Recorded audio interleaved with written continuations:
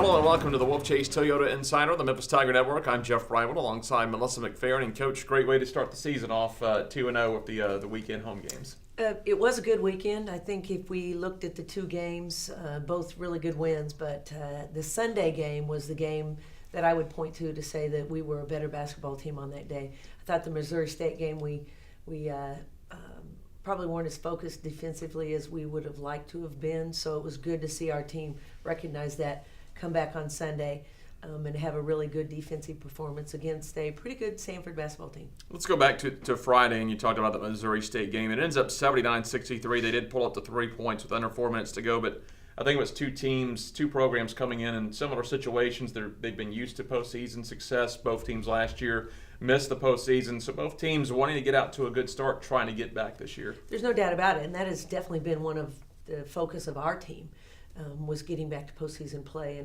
and something that's been in our regular conversation.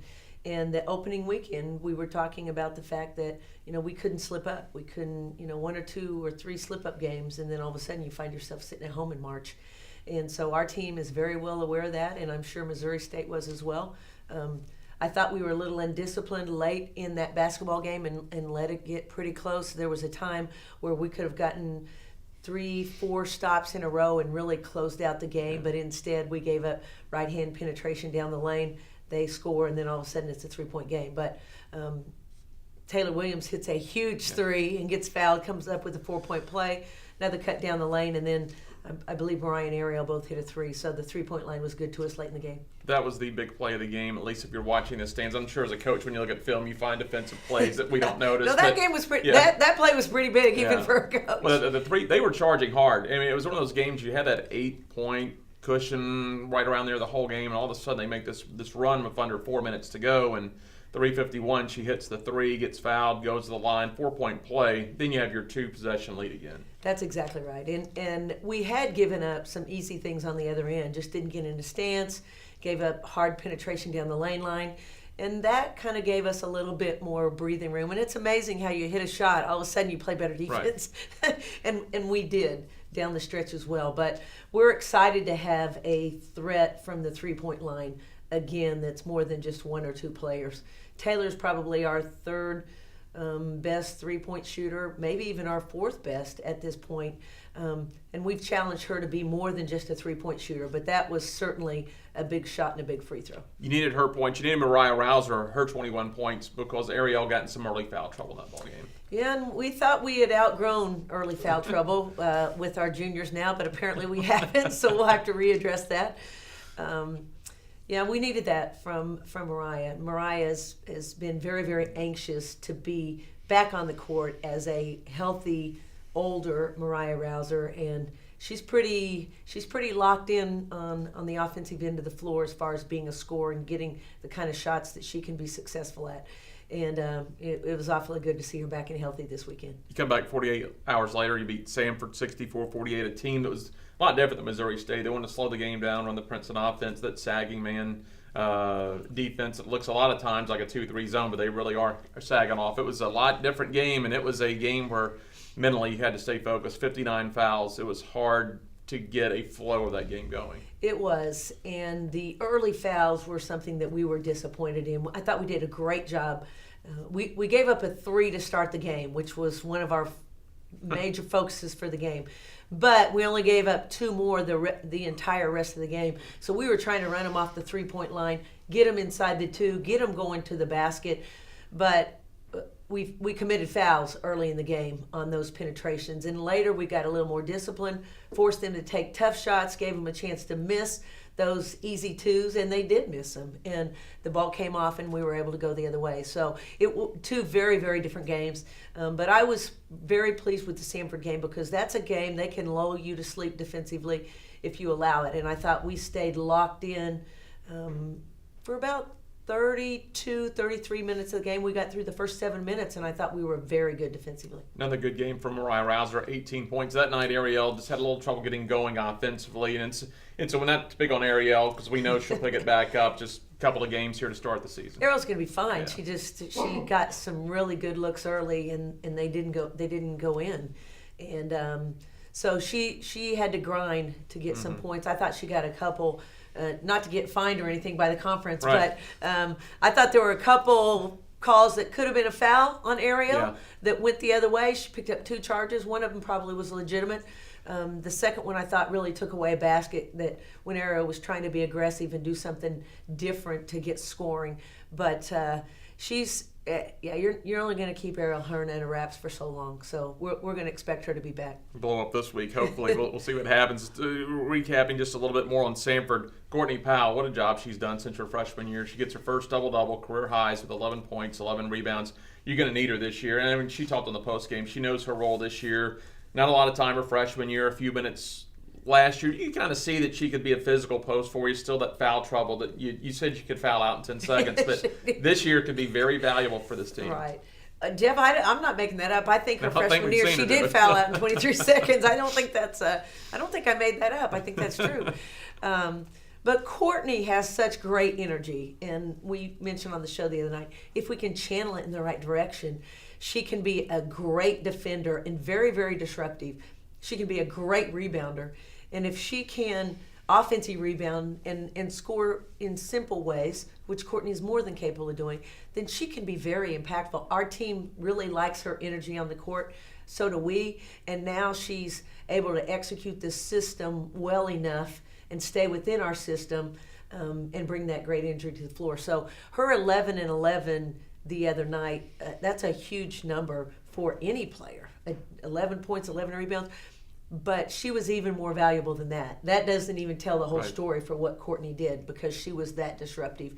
And with Courtney Powell, without Courtney, we don't win that game the other night because Brianna and Asia both got into a little bit of foul trouble, missed some easy buckets that probably could have gone in, and Courtney was our best post player on that night. Well, it ends up being a good week in the way the 2 games win. I'm sure everyone loves 2 blowout wins that are easy, but the game got down to 3 on Friday. It was a grinded out game with a lot of foul trouble on Sunday, which meant not only did you have to play your whole rotation, you had to extend that rotation so everyone can come out this weekend feeling like they made a contribution, and you got to see a lot of people in some situations where you had to have them. Absolutely. I mean, you're talking about Taylor Williams on Friday night that is major for us coming off the bench. Courtney Powell coming off the bench is major. I think we're going to begin to see Bria Elmore be that type of a player also. I thought Cheyenne Creighton gave us really good minutes, so we're talking about 4 players off the bench that played significant roles in our first 2 games.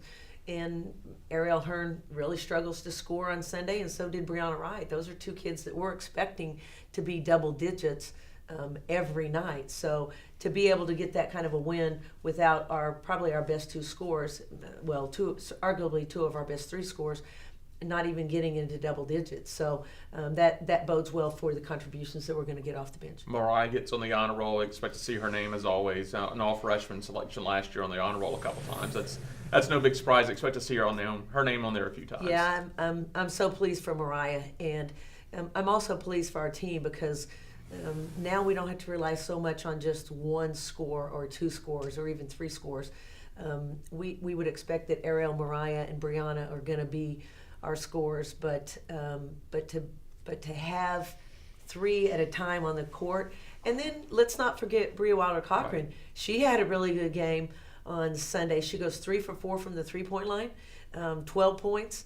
That's a really good night for Bria too. So I feel like we're able to spread the offense around, and if we can put more points on the board, as defensive minded as we want to be, it's difficult to hold teams in the 50s or low 60s, and so which is what we've always tried to do. But if we can score a few more points, then there's not quite as much pressure on our defense to hold teams so low. All right, let's talk about this week, a big week, a couple of Big Ten teams. You go up to Illinois. You've played a home-and-home with them the last couple of years. Went up there with Brittany Carter and Jasmine Lee's team, a close loss at Illinois. And then you played them very close at home. I think it came down to the last minute. So you're a little familiar with the Illini ball club. They've played 1 game so far, beat IPFW 70-63. First game, so really a 7-point win doesn't tell the story of what they could do this year. No, it doesn't tell much right now. And their roster is so new. They are, in addition to Crawford, who was their go-to player, and another 4-player, they have 2 transfers that are in the starting lineup, and they have a boatload of freshmen that I think they're trying to figure out roles. So, but the things we do know is that they're going to push the ball hard in transition. They're going to attack the rim. They've really increased their athleticism with their freshman class, but they've also brought in some transfers that have a little bit of savvy about their games because they've been at the Division I level in the past.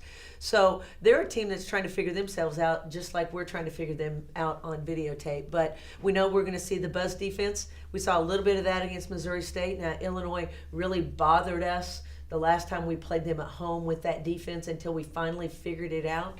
So we'll have that challenge.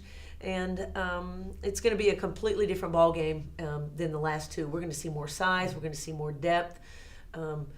We might have an opportunity to mix up our defenses a little bit more than we have the first two games, which I think we might like to do. And but they're going to challenge us in a lot of ways, not only physically but with size and with the different defenses that they're going to throw at us. Back home Sunday at 2:00 against Minnesota, and we talked in the post game. It's a Big Ten team, we know their history, but obviously to you, you're on the Final Four staff. Very special place in your heart. Minnesota was a place that I dearly loved and still to this day love. It was a great professional opportunity for me and great memories with the Final Four team there. The head coach is a player that I recruited and coached in college, and their associate head coach is a former coaching staff member from my days at Ohio State. So lots of connections, but the truth of the matter is the game is going to be about Rachel Banham. Their very, very dynamic offensive system. They got 87 shots in their first game of the season. So it's gonna be a completely different scout than we will have had to date. But we're excited for the challenge. These are two Big Ten teams coming.